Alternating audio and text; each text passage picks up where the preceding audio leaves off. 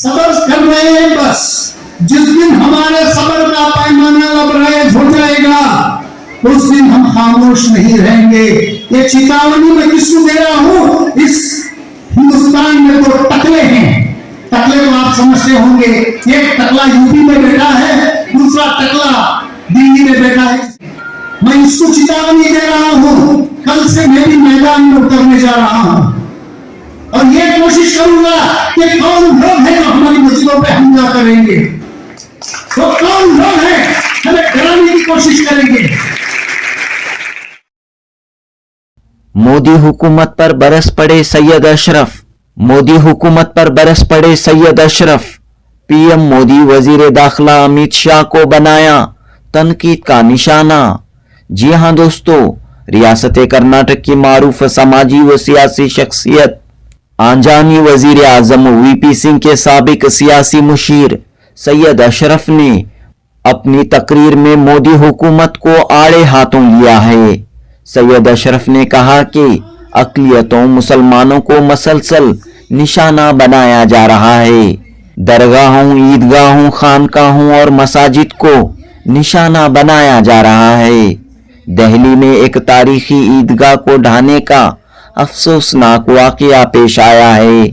सैयद अशरफ ने कहा कि बीजेपी के बाज़ लीडरान खुलेआम मुसलमानों के खिलाफ बयानबाजी कर रहे हैं। आखिर कब तक मुसलमान इस जुल्म सितम को बर्दाश्त करते रहेंगे?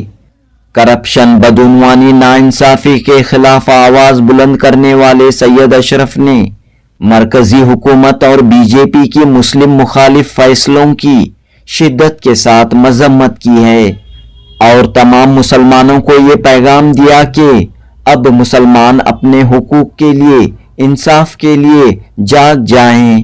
1 अक्टूबर 2024 बरोज मंगल बेंगलुरु के शिवाजी नगर में अंजुमने इस्लामिया मदारिसुन निस्वान में कर्नाटक नात एकेडमी के तहत हुए मिलादुन्नबी सल्लल्लाहु अलैहि वसल्लम के जलसे से सैयद अशरफ ने खिताब किया। मुल्क के मौजूदा समाजी व सियासी हालात पर गहरी तशवीश का इजहार किया। जुनूबी हिंद न्यूज रिपोर्ट। लेकिन जब तक आप और हम दोनों मिलेंगे नहीं, कोई भी काम हम कर नहीं सकते, क्योंकि आगे चलकर हमें बहुत सारी कठिनाइयां आने वाली हैं। ये महसूस हो रहा है क्योंकि सरकारें हमारे खिलाफ जा रही हैं। सरकार हमारे खिलाफ है, केंद्र की सरकार हमारे खिलाफ है। हाल ही में कोर्ट में एक ऑर्डर आया था, उस ऑर्डर में डिमोलिशन को रोक दिया था कोर्ट ने। उसके बावजूद भी जो है ना, हमारे घरों पर बुलडोजर चल रहे हैं, हमारे मसाजिदों पर बुलडोजर चल रहे हैं, हमारे खानकाहों पर बुलडोजर चल रहे हैं। इन लोगों को कोर्ट का कोई डर नहीं है, किसी के कंट्रोल में नहीं है, इसलिए कि हम लोग बिल्कुल मुंतशर हैं। जब तक हम एक नहीं होंगे हम इनका मुकाबला नहीं कर सकते।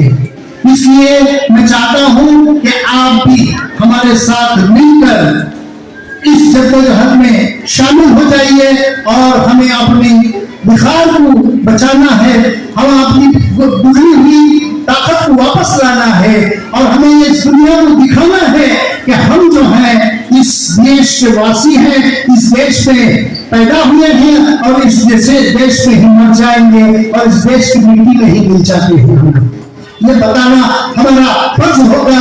हम लोगों को जो है ना इनका मुकाबला करना है। मैं ये नहीं कह रहा हूँ कि लाठी या बंदूक से इनका मुकाबला करना है, नहीं। अभी इम्तियाज एक महाराष्ट्र में इम्तियाज साहब ने एक रैली निकाली थी, उस रैली को उन्होंने नाम दिया था तिरंगा रैली। हम अपने तिरंगे को थाम कर बाहर निकल जाएंगे तो इनकी किसी की हिम्मत नहीं होगी हमारे खिलाफ उठने की, कोई आवाज नहीं उठा सकेगा। जब तक हम एकजुट नहीं होंगे हम कुछ कर नहीं सकेंगे। इसलिए हम तमाम को एक होना जरूरी है और एक चहती में बड़ी ताकत है। अभी 2-4 दिन पहले एक मेरे पास एक हमारे भाई जो है ना सिख भाई का फोन आया और फोन पे उससे मुझसे कहने लगे कि अशरफ साहब ये क्या हो रहा है, आपके कौम को जो है ना तबाह और बर्बाद किया जा रहा है, मुसलमानों पर जियादतियां हो रही हैं, आप लोग खामोश क्यों हैं? तो वो कहने लगे कि भाई अब मैंने उनसे कहा कि सरदार जी हमारा नंबर है, अब अगला नंबर आपका होगा, आपके गुरुद्वारों पे भी हमला होगा। तो उन्होंने कहा कि कोई एक आदमी राणा नाम उसका है, महाराष्ट्र का, बॉम्बे से है वो, उसने कहा कि मस्जिद में घुस के मारेंगे मुसलमानों को। कितनी हिम्मत होगी उसकी कहने की। मेरा बताइए स्वामी जी ने भी एक हजूर की शान में गुस्ताखी कर दी, हम लोग खामोश बैठे हैं, तमाशा ही बने हैं, लेकिन ये इससे ईमान की हिफाजत, इस्लाम की हिफाजत नहीं होगी। हमें अपने ईमान की हिफाजत करना है, इस्लाम की हिफाजत करना है, तो हमें एकजुट होना है, हमें मिलजुल कर काम करना है। तो उस सरदार ने मुझसे कहा कि हमारा मामला तो अलग है, आपसे अलग है। वाकई हम मानते हैं कि हम इस देश में 2% हैं और आप तो 22% हैं, लेकिन आप कुछ कर नहीं रहे हैं। मैंने कहा सरदार जी अब तो हमारा नंबर चल रहा है, आगे आपका नंबर आएगा। पता है उनकी क्या ये थी, उन्होंने क्या जवाब दिया? अशरफ साहब ये भूल जाइए, हम 2% हैं, हम इस बात को मानते हैं, लेकिन हमारे किसी भी गुरुद्वारे पर सरकार की या दूसरे लोगों की कोई नजर पड़ी तो हम उनकी ईंट से ईंट बजा देंगे।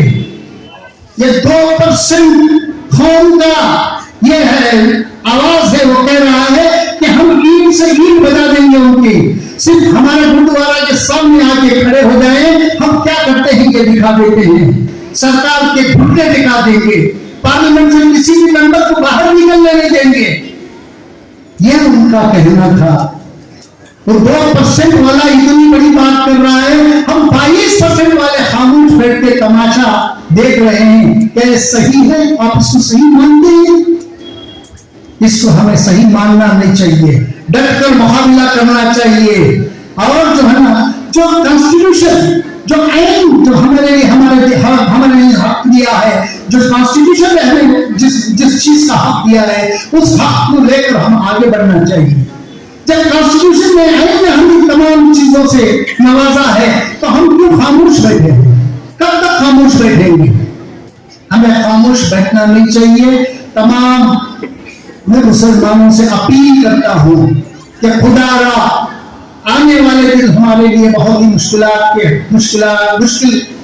साबित होंगे, इसलिए हम तमाम को एकजुट होकर हुजूर अकरम सल्लल्लाहु अलैहि वसल्लम के बताए हुए रास्ते पर चलकर, उनकी सुन्नतों को अमल कर अल्लाह के बताए हुए रास्ते पर चलकर हम तमाम को इन फाशिस्ट लोगों का मुकाबला करना चाहिए।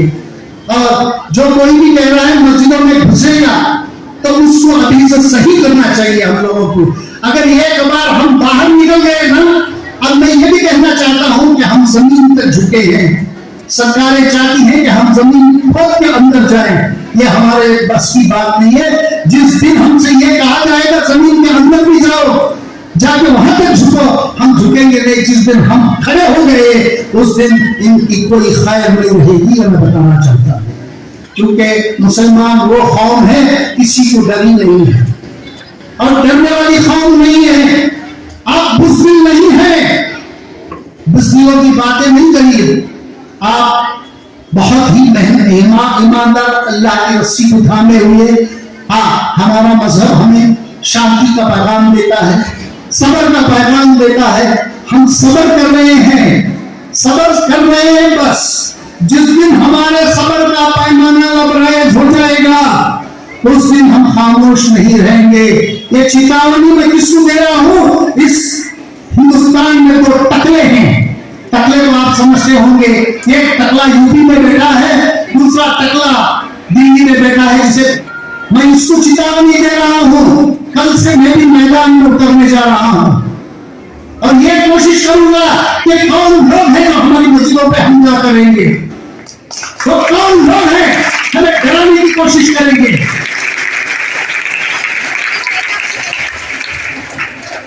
हमारी खामोशी को हमारी कमजोरी समझ गए हैं। ये हमारी कमजोरी बिल्कुल नहीं है। हम हमारे अल्लाह के बताए हुए रास्ते पर हमारे हुजूर के बताए हुए रास्ते पर चल रहे हैं, क्योंकि सबर की तलकीन देता है हमारा मजहब।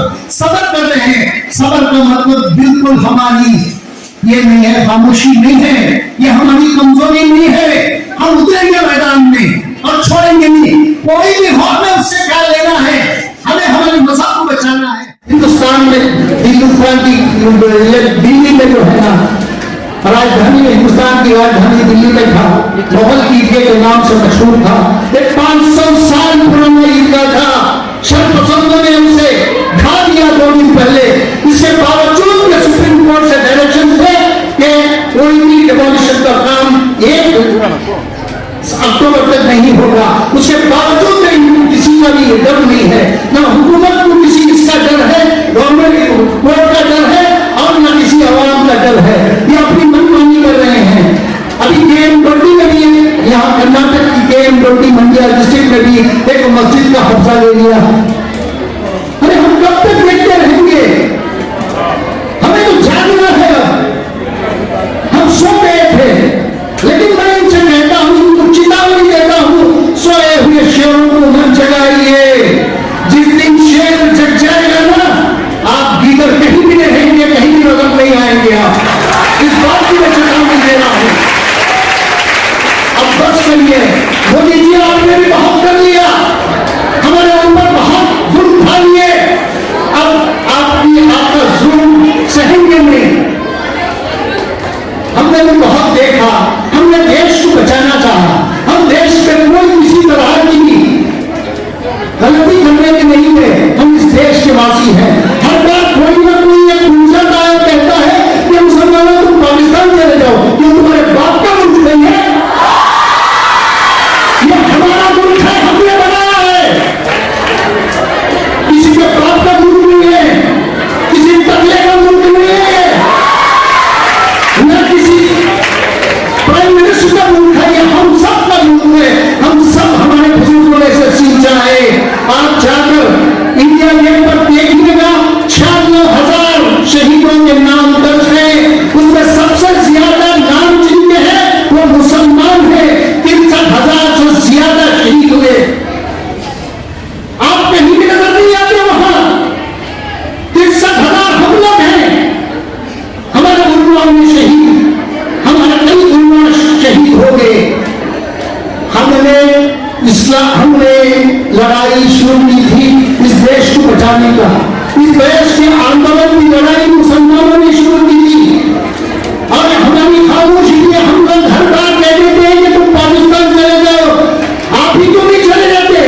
पाकिस्तान हमारा मुल्क नहीं है, हिंदुस्तान हमारा मुल्क है। हम यहाँ के बाशिंदे हैं और रहेंगे ही।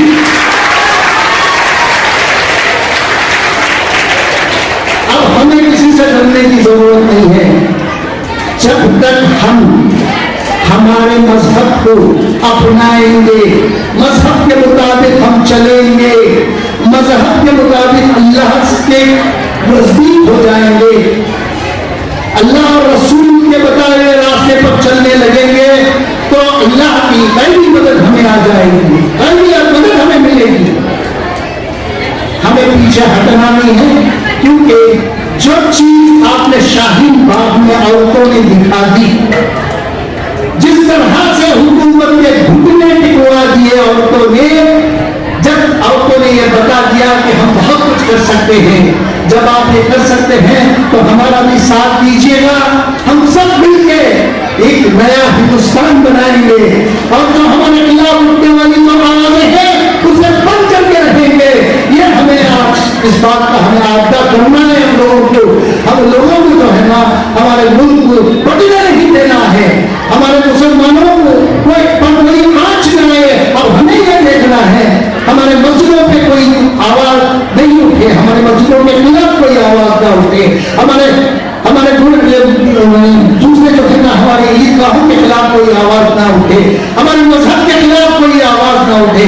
हर कोई भी मजहब के खिलाफ हो जाता है, कभी उर्दू के खिलाफ हो जाता है, कभी मजहब के खिलाफ हो जाता है, कभी मुसलमानों के खिलाफ हो जाता है। अरे यूपी में देखिए एक टकला, और टकले से ज्यादा कुछ नहीं है। और तो की तरह एक दिन पार्लियामेंट में रो रहा था, मैं वहीं बैठा हुआ था, और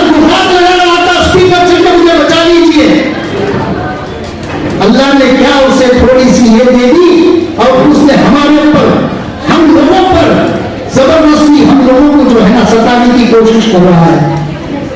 मुझे मालूम है कि अब मुझ पर एक्शन लेंगे ये लोग, मुझे एक्शन का डर नहीं है। मेरे ऊपर कई एक्शन हो चुके हैं, लेकिन अब एक्शन का मुझे कोई डर नहीं है। मुझे जेल में डाल देंगे, इसका मुझे कोई भी डर नहीं है, लेकिन हक बोलना मेरा काम है। मैं हक बोलता रहूंगा और आप लोग सब मेरा साथ दें ताकि हम लोग इन शर्पसंदों का मुकाबला कर सके, इनको इनकी जगह दिखाए। ये कहकर मैं अपनी तकरीर खत्म करना चाहता हूं।